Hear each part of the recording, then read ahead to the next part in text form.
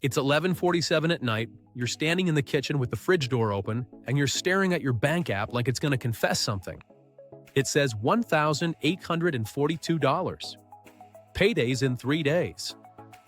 You're not broke, but you don't feel safe either. And that's the weird part, right? You can be doing fine and still feel like one surprise bill could flip your mood in 10 seconds. If you've ever thought, why didn't anybody just teach me this? You're in the right place. Look, you're not behind because you didn't get some magical class in high school. Most people never got it. Bunnies mostly learn the hard way, in tiny moments like this, when you're tired and you just want the stress to shut up. Here's the thing. The money rules change depending on your stage. What works when you're scraping doesn't work when you're stabilizing, and what works when you're stable won't build real wealth. That's why random tips feel useless. So we're gonna do money school the way it should have been done. First, you'll get control of cash flow, so your life stops feeling fragile. Then we'll handle debt and protection, so one bad month doesn't wreck you. Finally, we'll build the compounding system that turns ordinary income into actual wealth. Let's make this real with a tiny math moment that changes how you see everything. If you invest $50 a week, that's about $2,600 a year. At a 7% average return for 30 years, that's roughly $245,000 from a single weekly habit that's smaller than most people's treat yourself spending. That's why this isn't about being perfect. It's about setting up a few moves that happen whether you're motivated or not. Motivation's cute, but systems pay bills. And I'm gonna talk to you like you're the only person watching. Because the goal isn't to sound smart. The goal's to make your money life feel calm, predictable, and kind of unfair in your favor. One of the biggest myths is that budgeting is about suffering. Reality, budgeting's just telling your money where to go before it disappears on accident. If you don't decide, your life decides for you, and your life loves subscriptions. So the first thing you needed to learn is the difference between bills, wants, and leaks. Bills keep you alive. Wants make life worth living. Leaks are the sneaky stuff you wouldn't miss if it vanished tomorrow. Another myth. You need a complicated spreadsheet.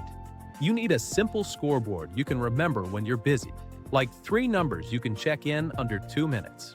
Your first number is your monthly essentials: rent or mortgage, utilities, basic food, transportation to work, minimum debt payments, and insurance. Not the perfect version, the real version you're actually paying. Your second number is your true free cash flow, which is just income minus essentials. Your third number is your buffer, the gap between I'm fine and I'm panicking. For most people, the first meaningful buffer is $1,000. Not because it's magic, but because it catches the annoying stuff that keeps you stuck. This week, open your banking app and set a $1,000 buffer in checking as your personal "don't cross this line" number. Then automate a small transfer every payday until it's real. Now your brain can stop doing math at midnight. That's the first win, quiet. And once you've got quiet, you can actually make good decisions instead of emotional ones. Let's talk about the mistake that keeps people in a loop for years. They save whatever's left. Whatever's left is usually nothing, because spending expands to match the space you give it. If your paycheck hits on Friday, your savings and investing should move on Friday too, before your weekend mood gets a vote. Even $25 a week is $1,300 a year. That's not life-changing in 1 year, but it's identity-changing, because it proves you're the kind of person who builds.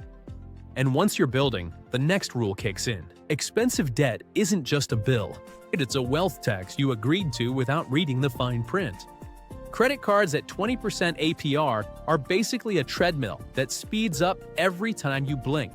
If you're carrying a balance, you're trying to run toward a finish line while the belt's moving backward. This is where people get defensive and say, "But I use point." Cool. Points are awesome when you pay in full. If you're paying interest, You're buying airline miles with a loan shark. Now we're in the part of money school that actually changes your future, the order of operations. If you've got high-interest debt, especially anything above 10% to 12%, that's usually the fire. You can't out-invest a guaranteed 20% loss. Paying that off is a risk-free return that doesn't care what the market's doing. If your debt's low interest, like a reasonable fixed-rate student loan or mortgage, the math gets more flexible. That's when you can split your focus between paying it down and investing, because time starts mattering more than intensity. Here's a simple decision tree that doesn't require a finance degree. If the interest rate is brutal, you attack it like it's personal. If it's moderate, you pay it steadily while investing. If it's low, you prioritize investing and keep the debt boring and scheduled. One common mistake here is minimum payment forever, because it feels safer month to month. It's not safer, it's just slower pain with more interest. Another mistake is going full scorched earth and keeping zero cash while you pay debt. Then swiping the card again the second your car battery dies. That's not discipline, that's a trap. The better move is having a small buffer while you pay the debt aggressively. Not a dreamy savings account, just enough to keep you from backsliding. And yeah, debt payoff can feel slow, so let's put numbers to it. If you've got $6,000 on a card at 20% APR and you pay $200 a month, you're basically renting that debt for years. If you bump it to $400 a month, you cut the timeline dramatically and you starve the interest. This is also where your payment strategy matters. Avalanche means you pay minimums on everything, then put extra money toward the highest interest rate first. Snowball means you pay the smallest balance first for momentum. Math likes Avalanche. Humans sometimes need Snowball. Pick the one you'll actually stick with. This week, write down every debt with the balance, the minimum payment, and the interest rate. Then set your auto pay to minimum on all of them and aim every extra dollar at one target you're gonna finish. While you're doing that, don't ignore the protection part of money school, because one bad event can erase years of progress. Protection isn't sexy, but it's the reason wealthy people stay wealthy. If you're driving around uninsured or your health plan has a deductible you can't handle, you're one surprise away from chaos. You don't need to obsess over every policy. You need the basics to not be a financial glasshouse. If you've got a $2,500 deductible, you should eventually have at least $2,500 set aside for that reality. And now for the part everybody wants to skip straight to: investing. Investing isn't a lottery ticket, it's a machine. And the machine works best when you stop touching it. A lot of people think the goal is picking the best stock. That's not the goal. The goal is owning a productive slice of the economy for a long time, while adding money consistently. If you've got access to a workplace plan with a match, that match is a raise you only get if you participate. A 100% match on the first 3% you contribute is literally doubling those dollars. People walk away from that like it's optional. It's not optional if you like money. Then you build consistency, and consistency is where most people lose because it's boring and it doesn't give you a dopamine hit. But boring is the whole point. Boring is what wins. Let's do another quick reality check. If you invest $500 a month, that's $6,000 a year. Over 25 years at 7%, you're looking at roughly $380,000 from contributions and growth combined, even if you never become a market genius. If you can invest $1,000 a month, that's $12,000 a year. Now you're in a different life. Not immediately, but inevitably if you keep going. Here's what nobody says out loud: your savings rate matters more than your IQ. A 10% savings rate feels responsible, but it's slow. A 20% savings rate starts changing the timeline. A 25% savings rate is where people quietly become wealthy without doing anything flashy. That's the stage shift. When you're broke, every dollar matters. When you're stable, every percentage matters. And here's the painful truth that saves you. You can't optimize your way out of low income forever. Cutting $40 a month helps, but adding $1,000 a month helps more. So, money school has to include earning power, not just frugality. That doesn't mean you need a side hustle that ruins your weekends. It means you need a plan to increase your value in the market over time. If you get a $10,000 raise and you keep your lifestyle the same, that raise can become investing fuel. If you get a $10,000 raise and you upgrade your car and your apartment and your vacations, that raise disappears like it never happened. Lifestyle creep isn't you being weak. It's the default setting of being human. That's why you need rules. A simple rule that works. When your income goes up, automatically send half of the raise to your future. If your take-home pay increases by $400 a month, bump investing by $200 and let your lifestyle enjoy the other $200. That way, you feel progress now, and you still build a future that's way bigger than the present. If you want a clean mental picture, think of your money like an engine. Income is fuel, spending is friction, and investing is horsepower.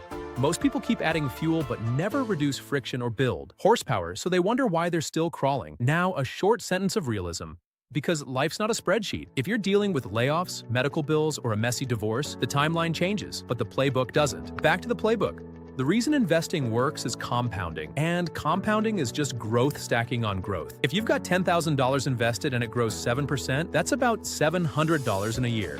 Helpful, but it doesn't feel like magic. If you've got $100,000 invested and it grows 7%, that's about $7,000 in a year. Now it feels like your money's doing something while you're sleeping.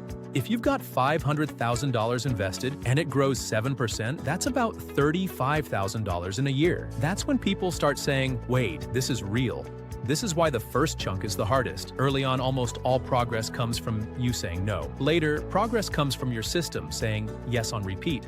So the goal isn't just invest. The goal is keep investing even when the world's loud. Markets drop, headlines scream. Your cousin texts you about some coin that's guaranteed. And this is where your future gets decided. The biggest wealth killer isn't a bad year in the market. It's panic selling in a bad year and locking in the loss. A 10% drop on a $50,000 portfolio is $5,000 on the screen. A 10% drop on a $200,000 portfolio is $20,000. Same percentage, very different emotional punch. Your job is to build your setup so you don't have to rely on courage. That's why you keep an emergency fund. That's why you automate investing. That's why you pick an investment mix you can live with during ugly months. You don't need to predict the next crash. You need to be the kind of person who doesn't react like it's the end of the world. Now let's talk about fees, because fees are a silent tax that compounds against you. A 1% annual fee sounds tiny. It's not tiny over decades. Over 30 years, that 1% can eat a massive chunk of the portfolio you thought was yours. If your investments return 7% and you pay 1%, your net return is closer to 6%. That 1 point difference over 30 years is the difference between comfortable and why did I miss this? This is why low-cost index funds are so popular for long-term investing. Not because they're exciting, but because the math is brutally in their favor. Another common mistake is treating investing like a hobby. Checking daily, switching strategies every month, chasing whatever's up this week. That behavior feels active, but it usually turns into buying high and selling low with extra steps. The better approach is setting a plan you can explain in one breath, then letting time do the heavy lifting. So what's a simple plan? You build your buffer. You kill high-interest debt. You invest automatically into diversified, low-cost funds. You increase contributions as your income rises. You don't interrupt compounding unless it's a true emergency or a life goal you planned for. That's it. That's the class most people never. Now let's make it practical with a scoreboard you can use without thinking. Scoreboard item 1, your buffer. If you're at $0 buffer, your life's on hard mode. If you've got $1,000, you've got breathing room. If you've got 3 to 6 months of essentials, you've got real resilience. Scoreboard item 2, your debt interest rates. Anything around 15% to 25% is an emergency in slow motion. Anything under 6% is usually a pay it steadily and don't panic category. Scoreboard item 3, your savings rate. Under 10% means progress is slow. Around 15% is decent. Around 20% is strong. Around 25% is where your future starts speeding up. Scoreboard item 4, your automation. If your plan depends on you remembering, it's not a plan, it's a wish. This week, log into your retirement plan or brokerage and increase your automatic investing by 1% of your paycheck or by $25 per week, then schedule it to happen the same day you get paid. That one move sounds small. It's not small when it runs for years. Now, let's do a couple of real examples because examples make the fog disappear. Say you make $70,000 a year and after taxes and benefits, you bring home about $4,200 a month. Your essentials are $3,200. That leaves $1,000. If you send $300 to a buffer until you hit 3 months of essentials, and you send $500 toward debt, and you invest $200, you're not doing a little, you're doing the whole game at once, in the right order. Then, when the debt's gone, that $500 becomes investing fuel. Now, you're investing $700 a month without needing a bigger paycheck. And when you get a raise, half of it goes to investing automatically. Your lifestyle improves, but your future improves faster. Here's another example. Say you're already stable. You've got $10,000 in savings, no credit card debt, and you're investing $600 a month. You feel like you're doing everything right, but it still feels slow. That's where you stop obsessing over tiny spending tweaks and focus on the lever that actually moves the timeline: income growth. If you increase your take-home pay by $800 a month through a new job, a certification, a commission role, or a part-time skill, and you invest half of that, you just added $400 a month to the system. $400 a month is $4,800 a year. Over 20 years at 7%, that's roughly $200,000 of extra future you bought with one career move. That's why money school isn't just saving. It's building a life where your income grows, your spending stays intentional, and your investing happens on rails. Now let's talk about the emotional traps, because money's never just math. Trap 1 is shame. Shame makes you hide from your numbers, and hidden numbers don't get better. Trap 2 is perfection. Perfection makes you restart every month because you think one mistake means you failed. Trap 3 is comparison. Comparison makes you chase someone else's life and accidentally fund it with your own future. Your money plan should fit your real life, not your fantasy life, not your neighbor's life, not a spreadsheet influencer's life. You should still have fun. You should still live. A plan that has zero joy usually snaps and explodes later. The goal's controlled spending, not punishment. So give yourself a fun number that you can spend without guilt. If it's $50 a week, cool. If it's $200 a month, cool. The key is that it's planned, not impulsive. The moment you stop treating every purchase like a moral test, you actually get better at money because you stop rebelling against yourself. Now let's clean up one more thing people get wrong: net worth. Net worth isn't your salary. Net worth is what you own minus what you owe. High income with high spending can equal low net worth. Moderate income with a strong savings rate can equal high net worth. Wealth is built in the gap between what you earn and what you spend. And the best part is, once you build some net worth, it starts helping you build more. A $100,000 portfolio growing at 7% adds about $7,000 a year on average. That's like a small bonus you didn't negotiate for. At $300,000, that's about $21,000.